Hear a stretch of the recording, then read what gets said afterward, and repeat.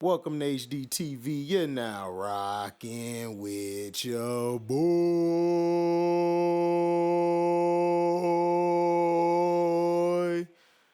Now, I will give my review later on the Florida State Clemson game. I'm watching it again now. Like I said, guys, I've been working hard. Like they've been giving us extra work at work, so you guys are gonna get.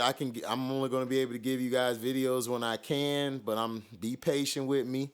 Once I get back in rotation, not rotation. Once I get back on the routine, better choice of words.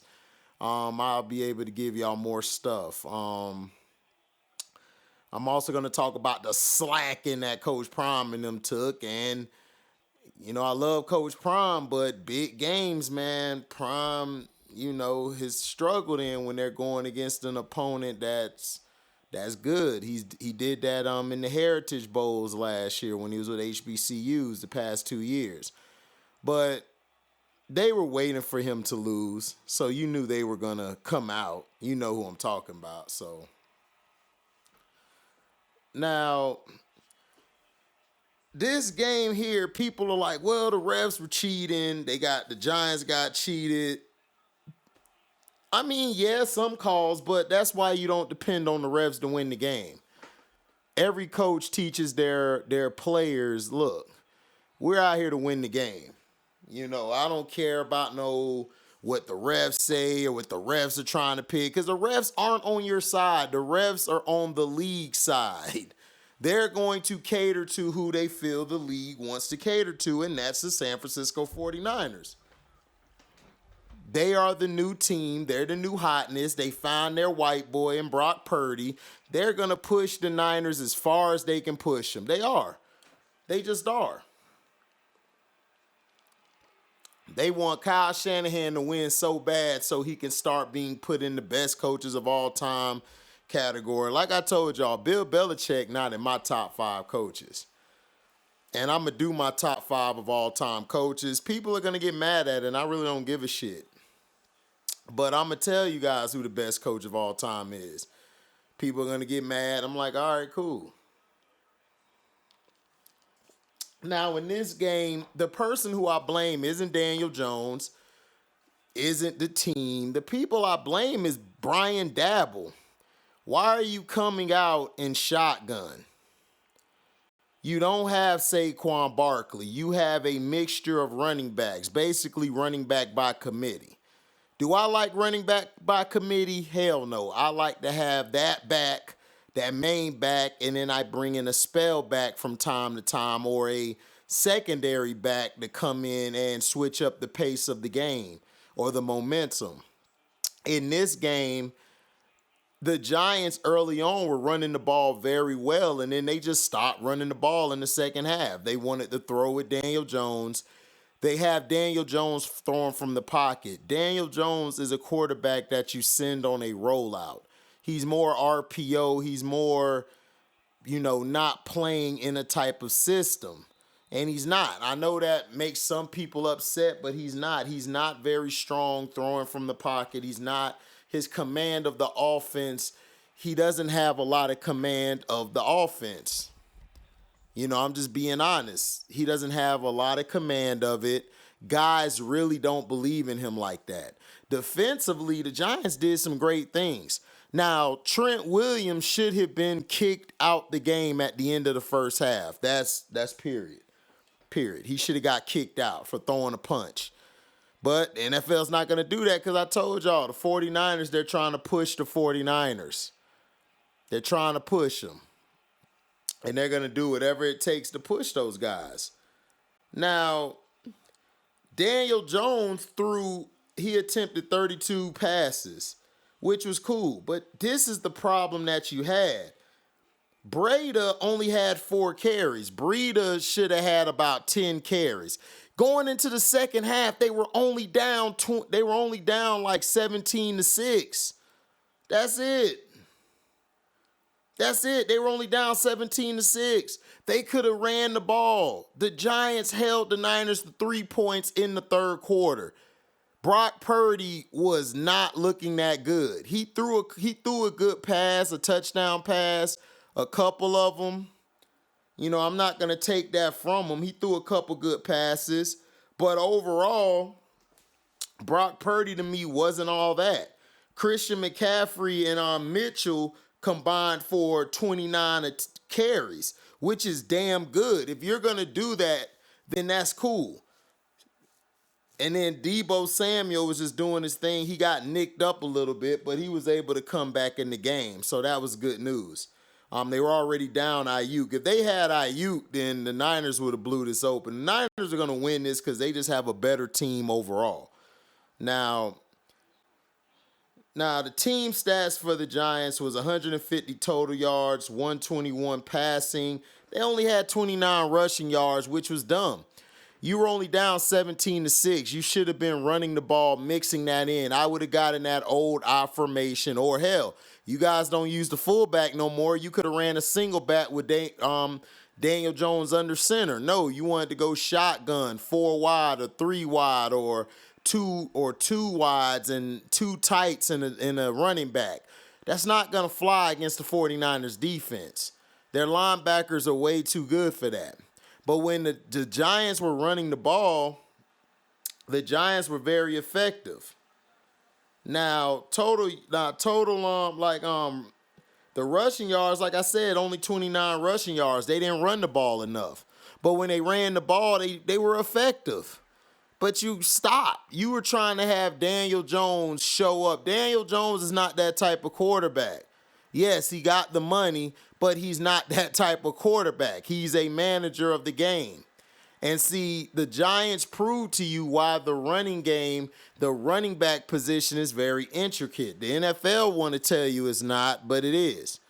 Now, look at this. They averaged 3 yards per play. Terrible. 10 first downs. Terrible. They were 3 of 12 on third downs. 3 of 12.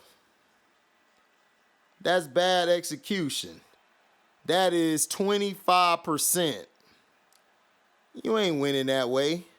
46 total plays, 2 sacks allowed, 6 punts, 6 penalties. They both were tied in penalties. 1 interception was thrown by, of course, the Giants, and in time of possession, they only had the ball for 20 minutes and 50 seconds.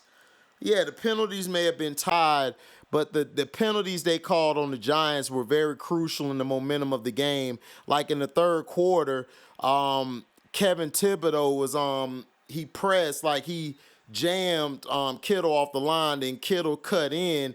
The safety jumped on the ball, and it was a great play. They're going to call basically like a hold call or a legal contact or something. I'm like, legal contact? He was within 5 yards. Then I had to turn it off. Listen, Al Michaels and Kirk Herbstreit suck. Okay, I'm sorry. I cannot listen to them on my commentary for Thursday Night Football. They stick ride so much. They stick ride so goddamn much. It's like, dude, can y'all at least call the game? Like, why are y'all slobbing? Listen, Purdy hasn't done nothing. Like, we've got to stop over-glorifying these players and putting them on a pedestal, and they haven't accomplished nothing. Tom Brady wasn't getting his love when he was with the Patriots, like in his early years. Everybody had to say, yo, we got to wait and see. When he started winning Super Bowls, doing a lot of fourth quarter comebacks, putting the team in position for Vinatieri to kick the kick, and stop saying that, well, Vinatieri kicked the kick. Who put him in the position to kick the kick, dumbass? What, himself? No, Brady did. Stop hating. Shit. Now, the Niners were 441 total yards, 300 passing, 141 rushing, 6 yards per play, 26 first downs. They were 9 of 16 on third downs, which was 56%, which is average. I would have wanted them to be in the 60 percentile or 70, which they were early on. They were in that percentile, and then later in the game, you know, they just were 3 and out because they were trying to milk the clock. 78 total plays, 2 sacks allowed, 3 punts. Like I said, the penalties were the same. Time of possession, 39 minutes and 10 seconds. Respect.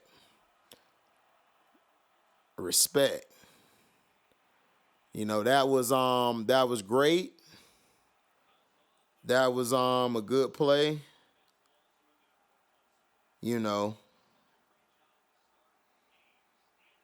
So, like I said,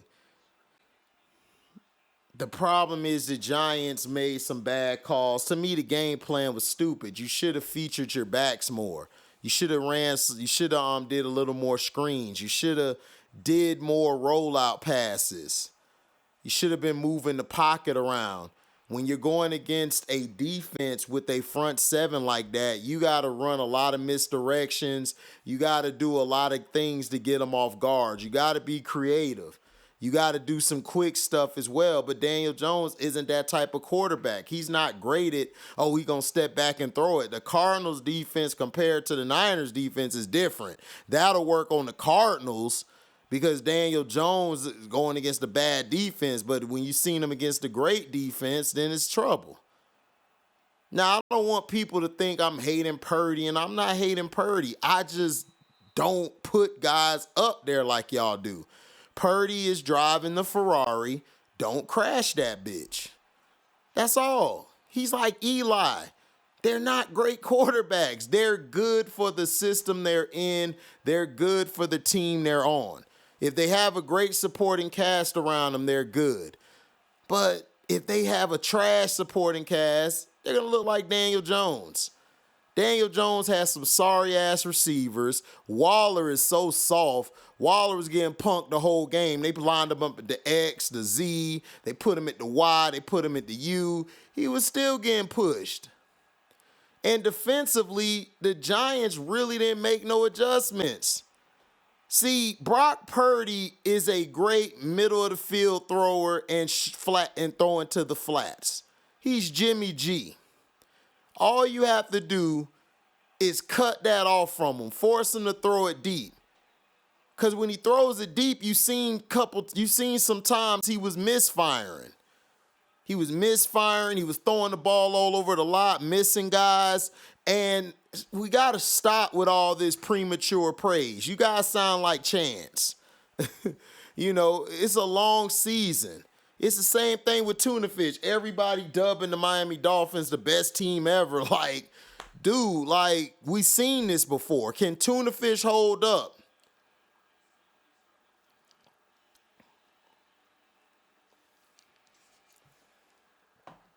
I'm just saying.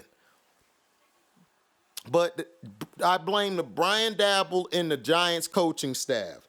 They should have gotten more I formation. They should have been doing more power plays. They should have been running traps, halfback traps, leads, counters. They should have been running the ball when they can.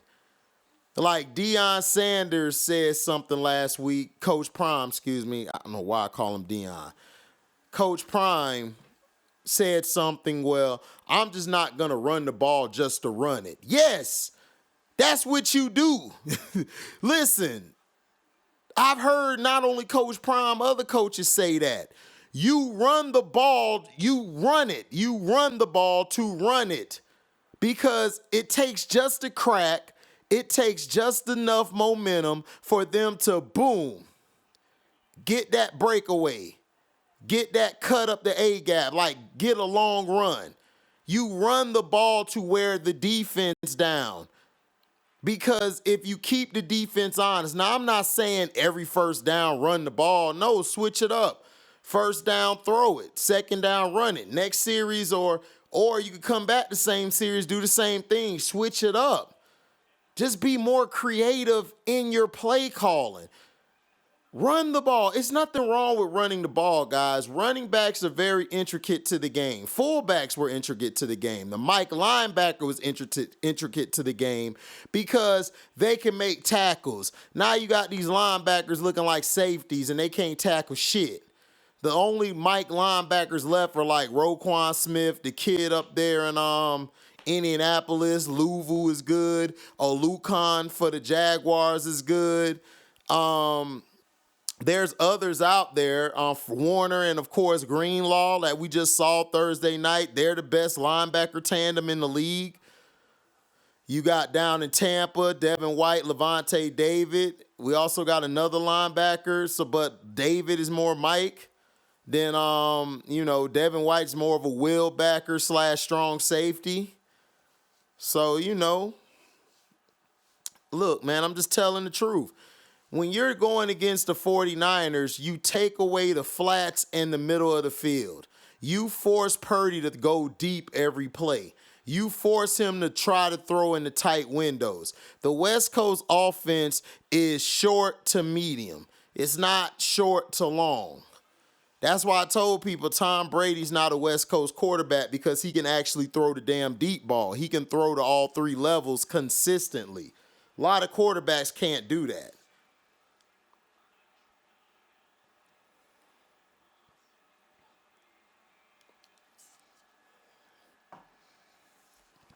Now you see Lamar, what he's doing with Baltimore.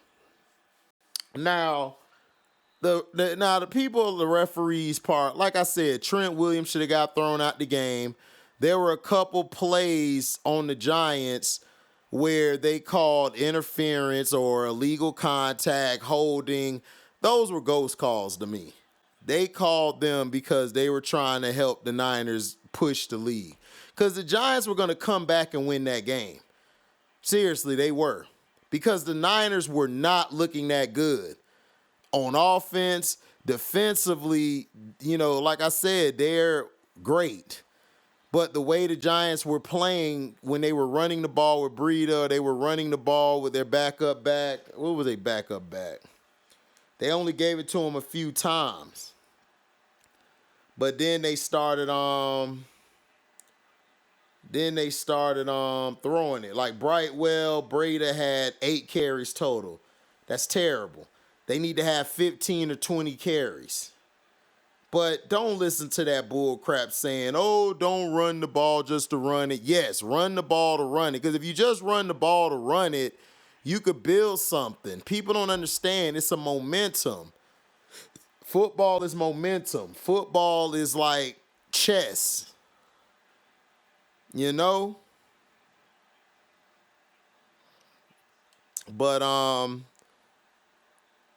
But yeah, shout out to Christian McCaffrey. He balled out. Like I said, we'll see how this team holds up the whole year. Do I think the Niners are clear-cut the best team in the NFC? No. I don't think they are. I think they're probably the second best. When it comes to the NFC East, I think the Eagles are still better than them. I think the Eagles I think the Eagles are better slightly, and then I would probably go the Niners. I say they're 2. And then 3, I probably who would I put 3? I mean, 3, you could put a team from the NFC South right now. You could put the Bucks, or you could put the Saints. You could put the Falcons.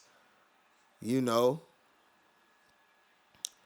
the NFC South, everybody was like, "Oh, they're gonna be trash again." Well, they're winning right now. In the East, I got Washington. I think Washington is going to be dangerous. And Dallas just lost Trayvon Diggs. That's going to be tough. But I still think Washington will be a tough team when it comes down the stretch. And as the year goes on, you're going to see some things that make them great. They're going to make some mistakes. But if you say the Niners are the best, I understand. You could say that. Me, I say they're number 2 still behind the Eagles. Just my opinion. Everybody's like, well, the Eagles' throwing game ain't all that. Well, yeah, but they got a better running game. And defensively, they've made big plays down the stretch to win the game. The Niners' defense, they look kind of vulnerable. You could attack the middle of that defense, which is the safeties. I think you can attack the safeties. their DBs are not all that, in my opinion.